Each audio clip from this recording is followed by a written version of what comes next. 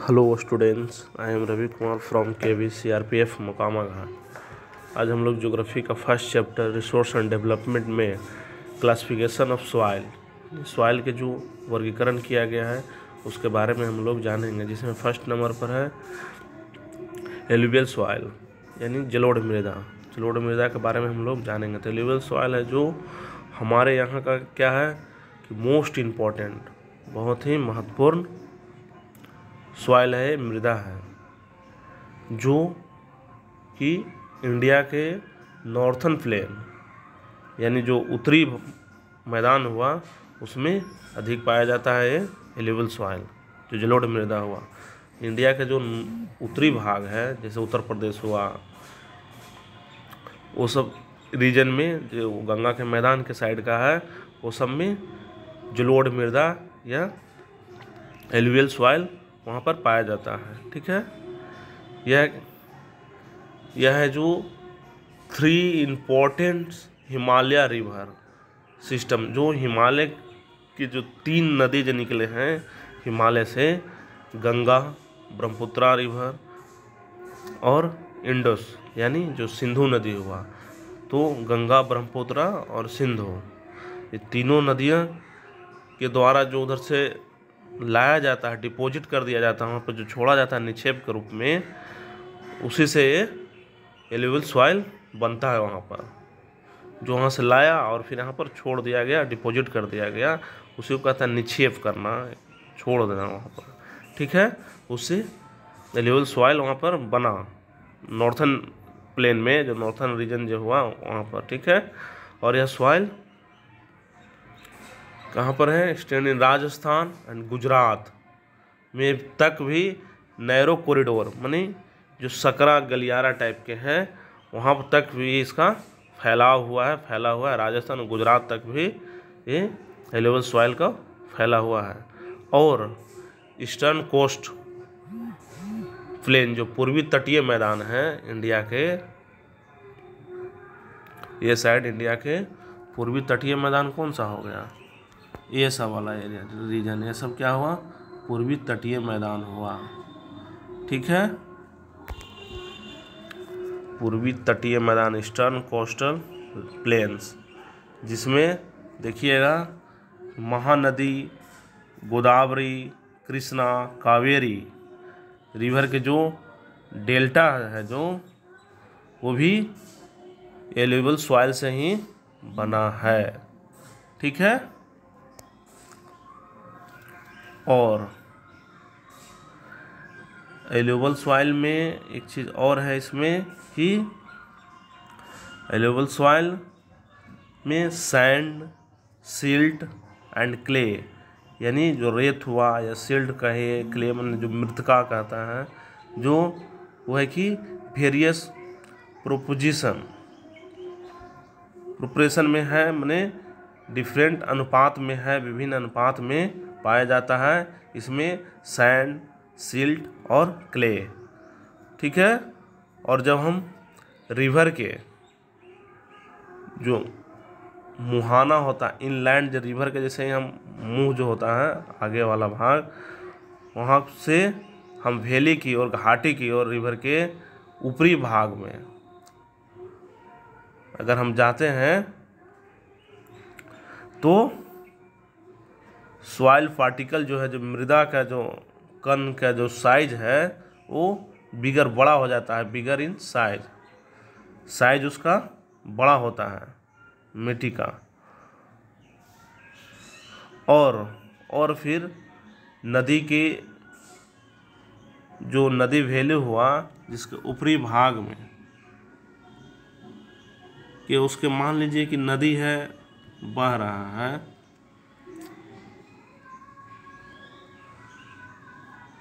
इसका ऊपरी भाग में जो ढलान है, स्लोप है,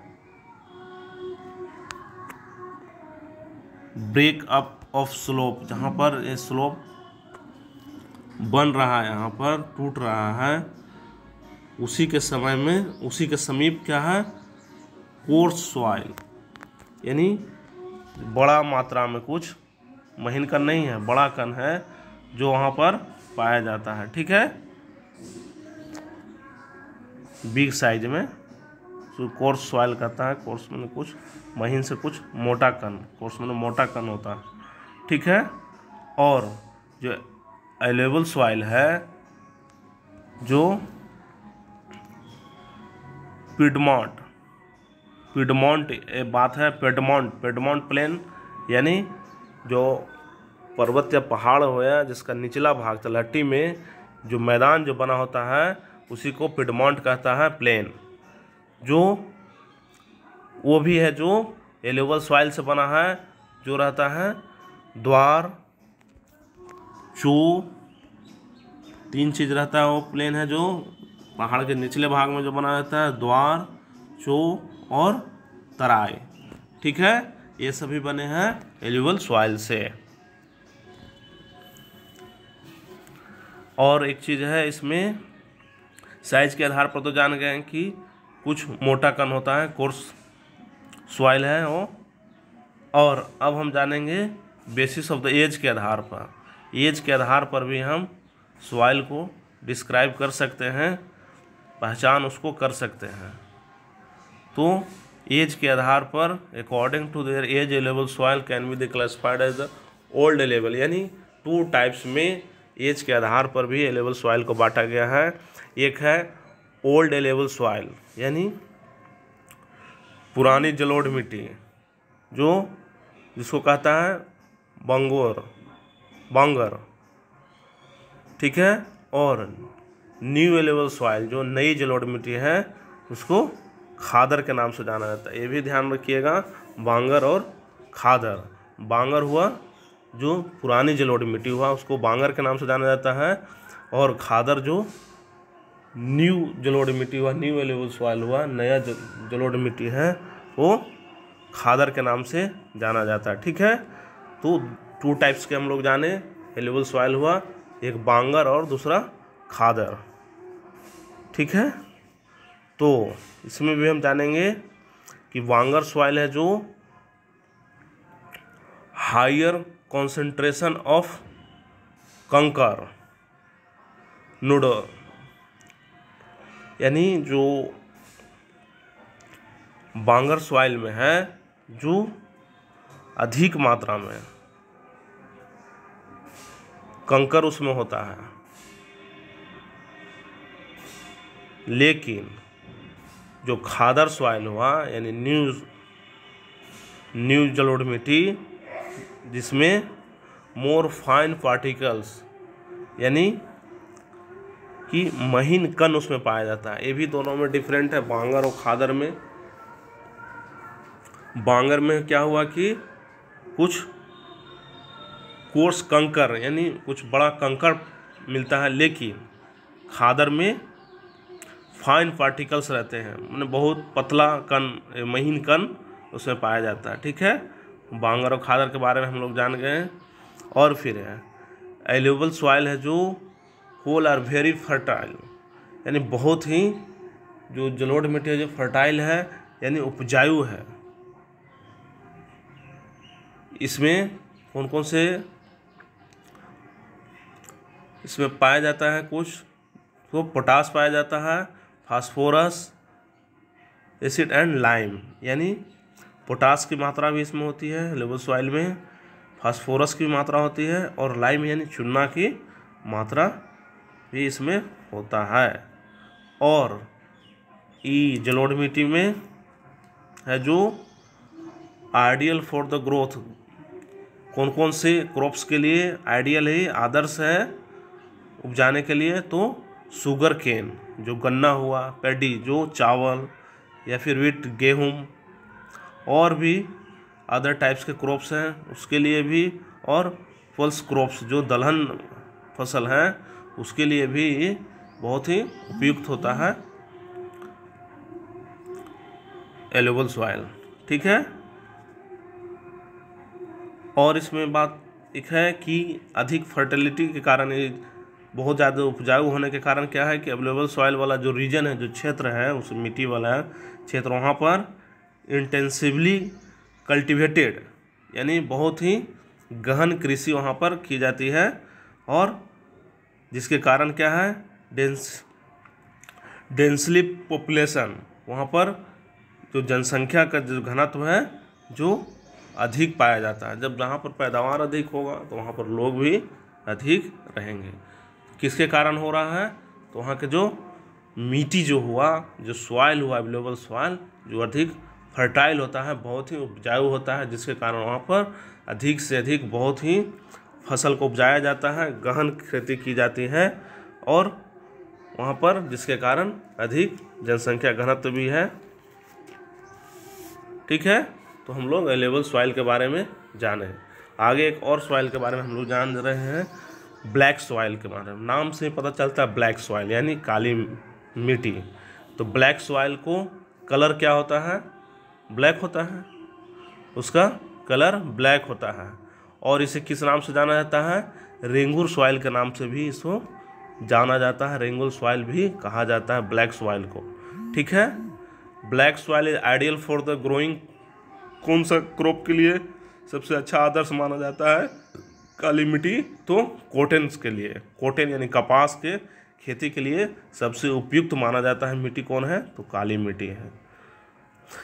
ठीक है, इसलिए इसे क्या कहा जाता है? एक और नाम से जाना जाता है ब्लैक कॉटन सॉइल। कॉटन की उत्पादन के लिए बहुत ही अच्छा मिट्टी है, इसलिए इसको ब्लैक कॉटन सॉइल के नाम से भी जाना जाता है। ठीक है, और एक चीज़ और हम लोग जानेंगे ब्लैक सॉइल के फॉर्मेशन के बारे में, इसका बनने की क्रिया क्या है। तो इसके लिए इम्पोर्टेंट फैक्टर के रूप में कौन सा है? क्लाइमेट कंडीशन, जो जलवायु है उससे भी के थ्रू, और फेरेंट रॉक मटेरियल्स जो जनन शैल होते हैं उसके थ्रू ये ब्लैक सॉइल का फॉर्मेशन होता है, बनता है। ठीक है, और इसमें जानेंगे हम लोग ब्लैक सॉइल जो है, जो डेक्कन ट्रैप्स, जो ढक्कन के जो पठार है उसके नॉर्थ वेस्ट में, north west Deccan plates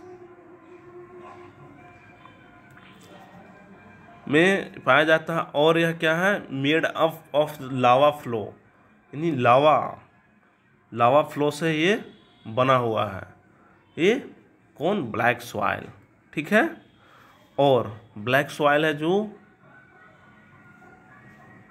Maharashtra में, सौराष्ट्र जो गुजरात हुआ, मालवा में, मध्य प्रदेश, छत्तीसगढ़ के जो प्लेट्स हैं, जो पठार हैं, उसमें पाया जाता है ये ब्लैक सॉइल।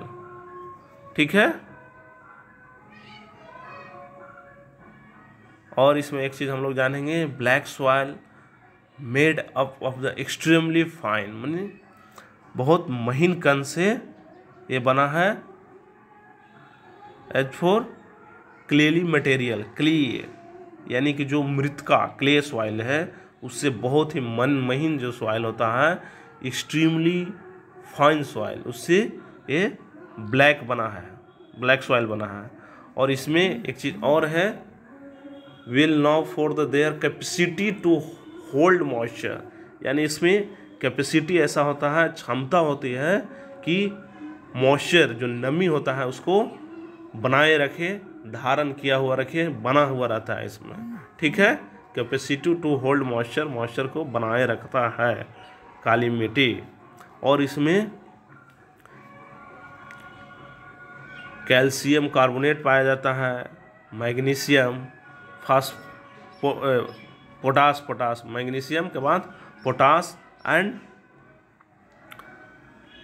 लाइम, यानी कैल्शियम कार्बोनेट इसमें है, मैग्नीशियम है और पोटास, और इसमें चूना भी पाया जाता है। लेकिन इसमें क्या है, जनरली पूर इन द फास्फोरिक कंटेंट, जो फास्फोरस है वो बहुत ही कम मात्रा में इसमें पाया जाता है, कम होता है बहुत, फास्फोरस की मात्रा बहुत कम होती है। लेकिन ये भी ध्यान रखिएगा, इसमें कैल्शियम कार्बोनेट बहुत अच्छा रहता है, मैग्नीशियम रहता है, पोटास रहता है और लाइम यानी चूना। ठीक है, और इसमें एक चीज़ और है कि हॉट वेदर, जो गर्मी का जो समय हुआ, गर्म मौसम में इसमें डीप क्रैक डेवलप हो जाता है, यानी गहरी दरार जो होता है, देखिएगा गांव देहात में जहाँ काली मिट्टी का एरिया है वहाँ पर गर्मी के दिनों में बहुत ही उसमें दरार फैल जाता है, उसमें पैर भी चला जा सकता है, इतना दरार बड़ा बड़ा दरार रहता है उसमें, ठीक है। डीप क्रैक डेवलपमेंट हो जाता है उसमें, जिसके कारण क्या होता है उसमें हवा जो एयर होता है उसका उसमें मिश्रण हो जाता है, किससे, तो जो डीप क्रैक बना है जिसके कारण, ठीक है। और इसमें एक चीज़ और, इसका गुण क्या है कि सॉइल वेट जब गीला होता है तो स्ट्रिकी यानी चिपचिपा हो जाता है। जैसे गीला होगा, पानी पड़ेगा इस पर ब्लैक सॉइल पर तो चिपचिपा हो जाता है, जिससे क्या होगा इसमें काम करना, यानी जो हल से जो जुताई करता है या फिर ट्रैक्टर से उसको काम करना बहुत ही डिफ़िकल्ट हो जाता है। इसमें ब्लैक सॉइल के जहाँ पर खेती होता है ब्लैक सॉइल में, उसमें बहुत ही डिफ़िकल्टी आती है, कठिन होता है। और इसका एक चीज़ और है कि इसमें जो वर्क करते हैं जुताई का जो काम, ये प्री मानसून पीरियड यानी मानसून से पहले वाले, आरंभ होने के पहले ही इसमें काम करने के लिए स्टार्ट कर दिया जाता है ब्लैक सॉइल में, ठीक है। इस तरह से हम अवेलेबल सॉइल और ब्लैक सॉइल के बारे में जाने। ओके।